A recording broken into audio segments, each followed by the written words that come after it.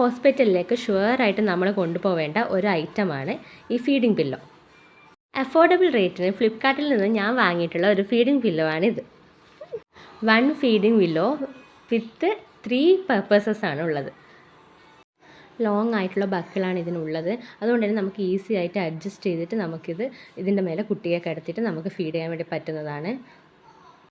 ഇത് feeding purpose മാത്രമല്ല, നമുക്ക് പ്ലേ ടൈമും ടമ്മി ടൈമായിട്ടൊക്കെ ഈ ഫീഡിംഗ് പില്ലോ നമുക്ക് യൂസ് ചെയ്യാൻ വേണ്ടി പറ്റുന്നതാണ്. വെരി ഹൈലി റെക്കമെൻഡ് ചെയ്യുന്ന ഒരു സാധനമാണ്. നമുക്ക് ഫസ്റ്റ് ഡെലിവറി മുതലേ നമുക്ക് വേണ്ട ഒരു സാധനമാണ് ഈ ഫീഡിംഗ് പില്ലോ.